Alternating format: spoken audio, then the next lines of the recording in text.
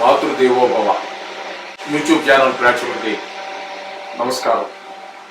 ఇప్పుడు మనము సింహరాశి వారికి మే నెల 2024 సంవత్సరంలో గ్రహగతులు ఏ విధంగా ఉన్నాయి వాటిని తెలుసుకునేటువంటి ప్రయత్నం చేద్దాము. ఈ సింహరాశి వారికి గురువు దశమంలో సంచారం చేస్తూ ఉన్నారండి. దశమంలో గురు సంచారం జరుగుతున్నది. సంవత్సరం పాటు అక్కడే ఉంటారు ఆయన. అంటే మనం చెప్పుకునేవి నెలవారీ ఫలితాలే కానీ సంవత్సరం పాటు ఆయన అక్కడే ఉంటారు. ఇదైతే 2వ తారీఖు నుంచే ప్రారంభం అవుతుంది కాబట్టి మరలా వచ్చే సంవత్సరం మే నెల 2వ తారీఖు వరకు సుమారుగా అప్రాక్సిమేట్గా అక్కడే ఉంటారు. అందుచేత ఆ గురువు దశమంలో సంచారం చేస్తూ ఉన్నారు. ఇకపోతే ద్వితీయ స్థానంలో కేతు సంచారం జరుగుతోందండి. అలాగే 7వ స్థానంలో శని సంచారము, అష్టమంలో రాహు సంచారము, అష్టమంలోనే మళ్ళీ కుజ సంచారం పూర్తిగా 4 రోజుల పాటు ఉంటుంది. తదుపరి రవి యొక్క సంచారం కనుక మనం తీసుకున్నట్టయితే 9వ స్థానం 9వ స్థానం 10వ స్థానాల్లో రవి యొక్క సంచారం 15 రోజులు ఇక్కడ జరుగుతున్నది. ఇకపోతే బుధుని కనుక మనం తీసుకున్నట్టయితే అష్టమంలో ఒక 10 రోజులు, తదుపరి 20 రోజుల పాటు దశమంలో ఆయన యొక్క సంచారం జరుగుతున్నది. ఇక శుక్రుడి యొక్క సంచారం తీసుకున్నట్టయితే మనకి దశమంలో ఒక 20 రోజులు, 10 రోజుల పాటు ఏకాదశ స్థానంలో ఆయన యొక్క సంచారం జరుగుతూ ఉన్నదండి. 9వ స్థానంలో ఒక 20 రోజుల పాటు, తదుపరి దశమ స్థానంలో ఒక 10 రోజుల పాటు ఈ శుక్రుని యొక్క సంచారం జరుగుతోంది. తద్వారా వీరికి జరిగేటువంటి ఫలితాలు ఏ విధంగా ఆయా స్థానాల్లో సంచరించడం ద్వారా ఏ విధమైన ఫలితాలు కలుగుతాయి అని మనం చెప్పుకోవాల్సి వస్తే, గురువు దశమంలో కనుక సంచారం మూలన శ్రమ ఎక్కువ, శ్రమకు తగినటువంటి ఫలితము కనిపించజాలదు. మీరు ఎంత కష్టపడి చేద్దామన్నా, ఎంత తెలివితేటలు ఉపయోగిద్దామన్నా మన తెలివితేటలు కొంతవరకే. భగవంతుడి యొక్క నిర్ణయం ముందు మన తెలివితేటలు కొంచెం తక్కువే. మన తెలివితేటలు భగవంతుడి యొక్క సహకారం లభిస్తేనే మనం చాలా ముందుకు వెళ్ళేటువంటి అవకాశం ఉంటుంది. అందుచేత ఇక్కడ దశమంలో గురు సంచారం వల్ల శ్రమ చాలా ఎక్కువ ఉంటుంది. శ్రమకు తగినటువంటి ఫలితం కూడా ఉండదు. ఇక ద్వితీయ స్థానంలో కేతు యొక్క సంచారం జరుగుతోందండి. ఆ కేతు సంచారం వల్ల మనకి ఇక్కడ ఏం జరుగుతుంది అంటే కలహము. అంటే ఎవరితో మాట్లాడినా కూడా మనం రామ అంటే కూడా ఏదో పొరపాటు తప్పుడు అర్థాలు తీసి ఆ విధంగా గొడవలకి కారణం అవుతుంటుంది. అందులో మీ ప్రమేయం ఉండకపోవచ్చు, మన తప్పు ఉండకపోవచ్చు గాక. చాలా సందర్భాలు ఇలా జరిగిన మీకు అనుభవంలో ఉంటాయి, నా అనుభవంలో కూడా చాలానే ఉన్నాయి. అంచేత గొడవకి కారణం కేవలం మనమే అనుకుంటే పొరపాటు. మనం ఉండవలసినంత జాగ్రత్తగా ఉంటాము, కానీ అవతల వాళ్ళ మనస్తత్వం మీద మనం కమెంట్ చేయలేం కదండి. అందుచేత ఏదేమైనప్పటికీ కొంచెము ఆ విషయంలో కూడా జాగ్రత్తగా ఉండవలసినదే. ఇకపోతే ఇక 7వ శని యొక్క సంచారం జరుగుతుంది.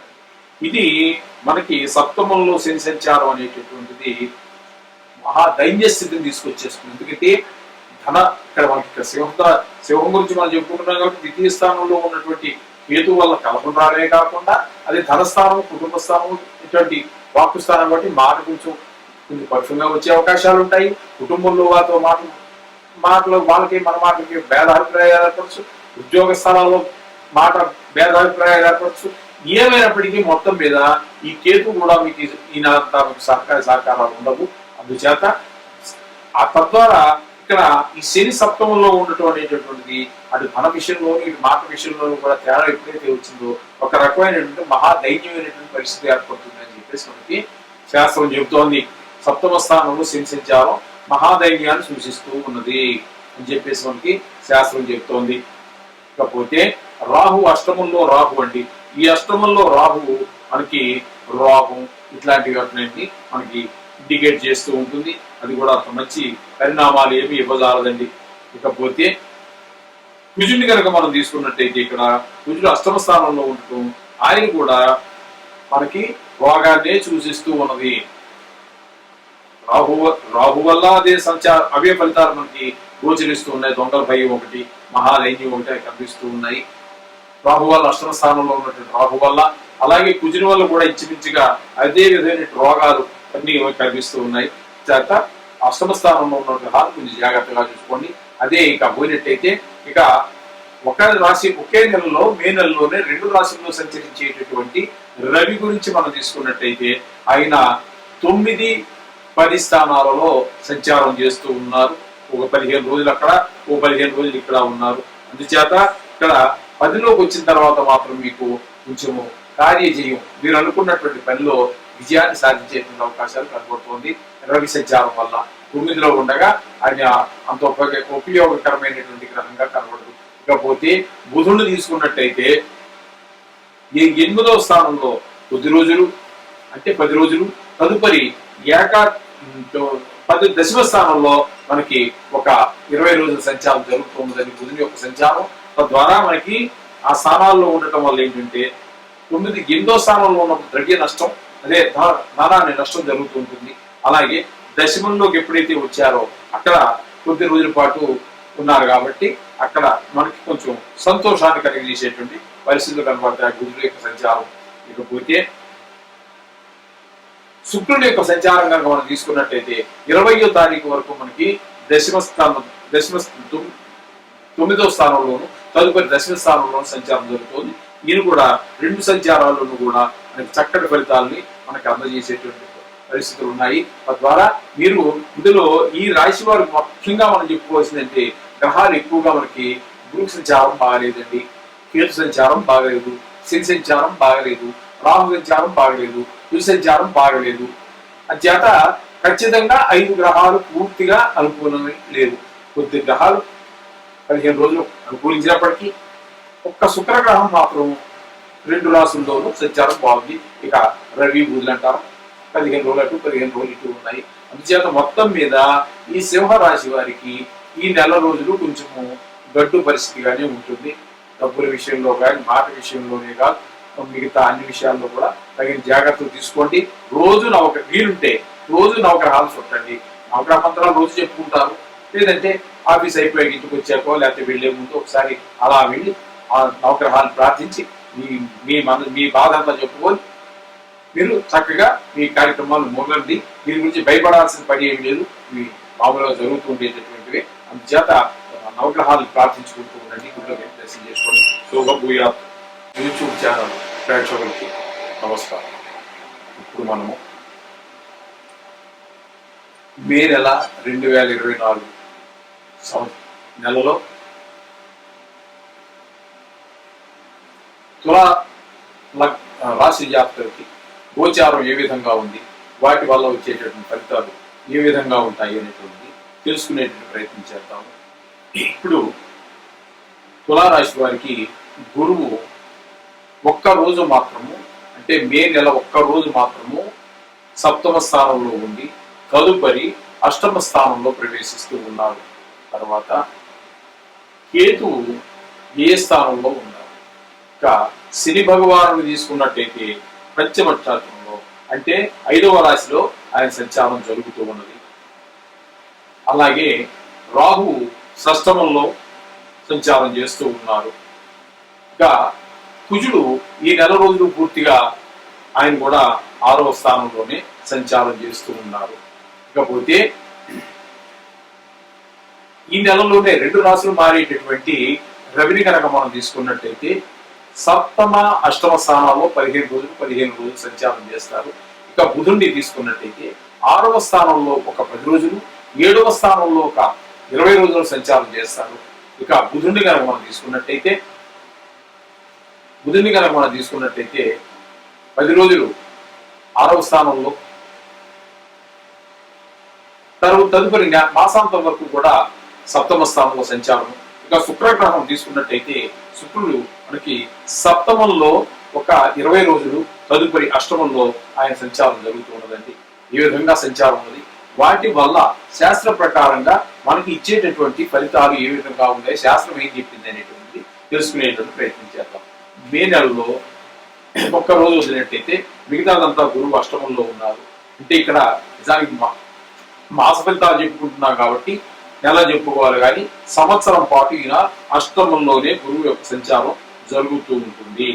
తద్వారా చెప్పవలసి వచ్చింది ఏంటంటే స్థాన చలనము, అంటే వ్యాపార స్థలం కావచ్చు, ఉన్న ఇల్లు అద్దెలు లేనట్టయితే ఇల్లు మారవచ్చు, లేదా స్థానం మొత్తం మీద వ్యాపారం ఒక స్థలం నుంచి ఇంకో స్థలానికి మార్చడం జరగచ్చు, గవర్నమెంట్ ఉద్యోగస్తుడైనట్టయితే ట్రాన్స్ఫర్ అవ్వచ్చు. ఈ విధమైనటువంటి స్థాన చలనాన్ని మనకి గురువు అష్టమ స్థానంలో ఉన్నటువంటి గురువు ఈ విధమైన స్థాన చలనాన్ని సూచిస్తూ ఉన్నారు. ఇక కేతువు 12వ స్థానంలో సంచారం జరుగుతూ ఉందండి. కేతు 12వ స్థానంలో సంచారం వల్ల మనకి ఏం జరుగుతుంది అంటే అది మహావిచారాన్ని సూచిస్తూ ఉన్నది. అదే విధంగా శని పంచమంలో కూడా అదే రకమైనటువంటి ఫలితాన్ని చూపిస్తూ ఉన్నాడు. ఇక రాహు షష్టమంలో ఉన్నటువంటి రాహు కనుక మనం చూసుకుంటే ఆయన మాత్రం మనకి మంచి ఫలితాలు చక్కటి ఫలితాలను మనకి రాహు అందిస్తూ ఉన్నారు 6లో. ఇకపోతే కుజుడు కూడా 6వ స్థానంలో చాలా మంచి ఫలితాన్ని కుజుడు కూడా మనకి 6వ స్థానంలో ఉన్నటువంటి కుజుడు కూడా మనకి చాలా చక్కటి ఫలితాలు అందిస్తూ ఉన్నారు. ఈ మాసాంతం వరకు కూడా ఆయన అక్కడే ఉంటారు, మనకి ధన ఆదాయం చూపిస్తారు. అలాగే రాహు వల్ల కూడా మనకి ధన వృద్ధి చూపిస్తూ ఉంటారు. అనారోగ్య సమస్య పోయేటువంటి అవకాశం ఉంది, కొంచెం ఆరోగ్యం కుదురు పడేటువంటి అవకాశం కూడా ఈ రాశి వారికి ఈ కుజ రాహుల వల్ల కూడా మనకి తెలుస్తూ ఉన్నది. ఇక 2 రాశుల్లో సంచారం చేసేటటువంటి బుధుని కనుక తీసుకున్నట్టయితే ఒక 10 రోజుల పాటు అక్కడ 20 రోజుల పాటు 6వ స్థానం నుంచి 7వ స్థానంలో సంచారం చేస్తూ ఉన్నారు. ఆ సమయంలో కొంచెము 2 స్థానాల్లోనూ కూడా మనకి బుధుని యొక్క సంచారము శుభ ఫలితాలని సూచిస్తుందండి. భూలాభం చూపిస్తుంది, ధనం లాభం అంటే ధనం యొక్క లాభం, భూ సంపాదన అన్నది ఏదైనా కానివ్వండి, మొత్తం మీద మనకి లాభాన్ని చేకూర్చేటటువంటి స్థానాలు కానీ ఆ రెండు స్థానాల్లో లాభాన్ని చేకూరుస్తారు బుధుడు. పోయినట్టయితే ఇక శుక్రుడు కనుక మనం తీసుకున్నట్టయితే 7వ స్థానంలో ఒక 20 రోజులు, 8వ స్థానంలో ఒక 20 రోజులు ఆయన మనకి సంచారం జరుగుతుందండి.